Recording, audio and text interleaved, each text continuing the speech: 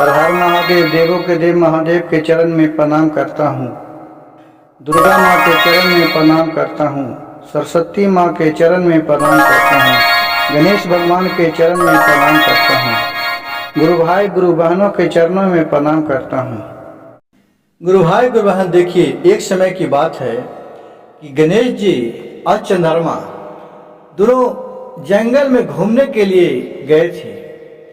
दोनों बहुत ही अच्छे बात हंसी मजाक कर रहे थे। तो चंद्रमा ने गणेश जी से पूछे कि भाई,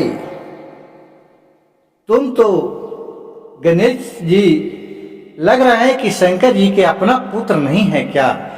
देखिए गुरु भाई गुरु बहन, किसी को हंसते हंसते हंसी मजाक में कुछ ऐसा बात निकल जाता है कि जिससे विद्रोह पैदा हो जाता है और मजाक करते करते अपने आप पर घमंड करने लगते हैं, अपने आप पर गर्व होने लगता है कि मैं बहुत काबिल हूं। लेकिन गुरु भाई गुरु बहन, देखिए कि घमंड एक विनाश की ओर ले जाता है। उसी तरह है ये चंद्रमा और यहाँ गणेश की बात है। कहानी को कृपया बीच में छोड़ने का कष्ट नहीं कीजिएगा। कहानी को अंत तक सुनिएगा और पूरा सुनिएगा, तभी कहानी को समझ में आएगा। तो गणेश जी वहां से और ये दोनों चंद्रमा घूमने के लिए जंगल में गए थे। तो जैसे जैसे गणेश जी के बोले कि लग रहा है गणेश जी ने कि तुम अपने शंकर जी के बेटा नहीं है। कहा कि कैसे नहीं बेटा हूं, मैं तो शंकर जी का ही बेटा हूं। मेरी पिता शंकर जी हैं, माता पार्वती हैं। तो नहीं, देखिए, मैं तो देखो तुम शंकर जी के बेटा रहता तो तुम्हारे मुंह में का हाथी का सुर रहता। अपना शकल तुमने देखा है गणेश जी?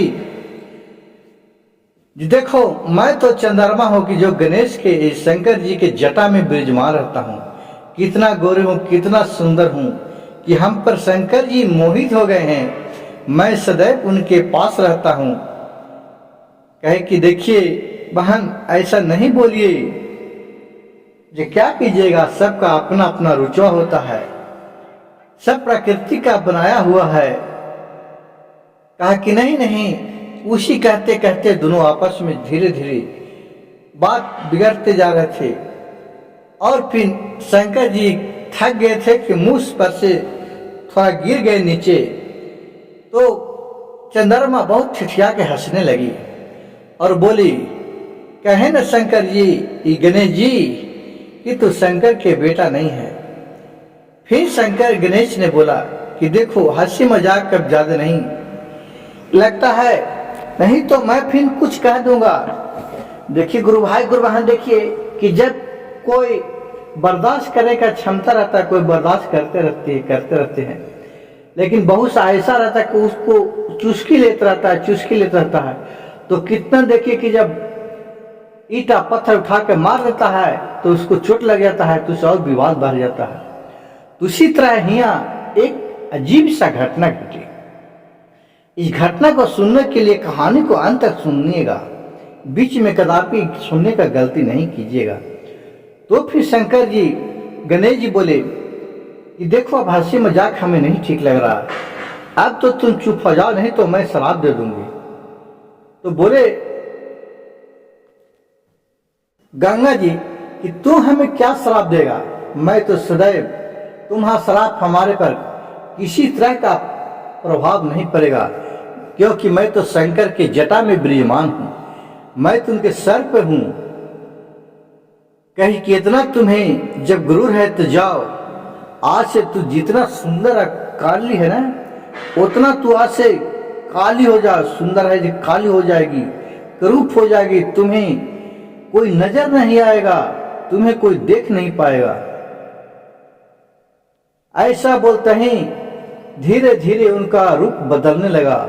कहने लगा, ये क्या हो गया, हमें क्या हो जा रहा, मैं तो अपने रूप चेंज हो रहा हूं। ऐसे करते करते इतना काली हो गई, उसको तो कोई देख ही नहीं पा रहा था कि चंद्रमा गई तो किधर गई, इतना काला हो गई। करूप हो गई। अब वो देख करके अपने चेहरे को पूरा बिलखने लगा, रोने लगी। फिर उसे देखकर काला सब देवता देवी जितने भी थे, सब ब्रह्मा विष्णु लक्ष्मी माता पार्वती सरस्वती सब आकर के वहां कहने लगे, ये क्या किया तू गणेश जी, तूने ये कैसा उसे श्राप दे दिया।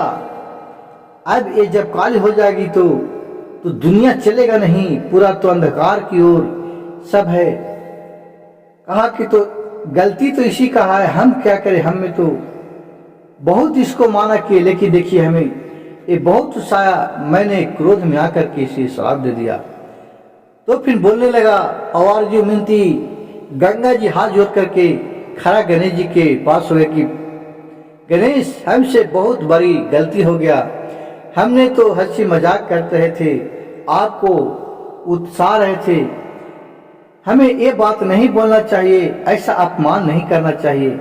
गुरु भाई गुरुवान देखिए, किसी को आप अपमान कीजिएगा तो अपमान कर सहने का भी एक क्षमता होता है। जब अपमान ज्यादा हो जाएगा तो आदमी का रास्ता बदल जाता है। उसी तरह गणेश जी कहे ठीक है। जब फिर कहने लगे कि वापस लीजिए वापस, तो गणेश जी बोले कि जो मुंह से वचन निकल जाता है वो दोबारा वापस नहीं होता है। जिस तरह धनुष से बाण निकल जाता है, गोली पिस्तौल से चल जाता है तो वापस नहीं आ जाता है, उसी तरह जो वचन मुंह से निकल जाता है वो कदापि वापस नहीं आता है। इसलिए वचन को बहुत सोच समझ के बोलना चाहिए। भले उसका कोई काट होता है, जब आपके हृदय पर घाव लगा तो उसे क्षमा होता है, उसका इलाज होता है। लेकिन अब तो जो बात निकल गया तो मैं वापस हो ही नहीं सकता। कहिए ठीक है, तो इसका कोई तो उपाय कीजिए, कुछ तो इस पे कीजिए। कहीं चलिए, जब इतना आप लोग के कहने पर हो रहे थे, जाओ, अब क्या होगा कि आज से तुम 15 दिन महीना में तुम अंधकार में रहेगी और 15 दिन उजाला में रहेगी। तो जहिया से चंद्रमा, फिर 15 दिन चंद्रमा है जो माथे में शंकर जी का विराजमान है, वो चंद्रमा जहिया से 15 दिन अंधेरिया, 15 दिन इंजोरिया होने लगे। नहीं तो पहले चंद्रमा पूरा इंजोरिया थे, उनके ऊपर खूबसूरती पर बहुत ही गर्व था, ताकि वो जाकर के भोलेनाथ के जट्टा में वास करे थी, उनको भोलेनाथ के साथ रहती थी, तो उनकी बहुत गर्व था कि मैं तो, हमें कौन क्या बिगाड़ सकता है। लेकिन देखिए गुरु भाई गुरु बहन, एक कैसा श्राप दे दिए कि जो श्राप के कारण आज तक देखने को मिलता है कि 15 दिन अंधेरिया और 15 दिन इंजुरिया रहता है। गुरु भाई गुरु बहन, मेरी कथा कहानी अच्छा लगे तो कृपया मेरे चैनल को एक लाइक, एक सब्सक्राइब, शेयर जरूर कीजिएगा। कमेंट में हर हर महादेव लिखना नहीं भूलिएगा। हर हर महादेव, घर घर महादेव।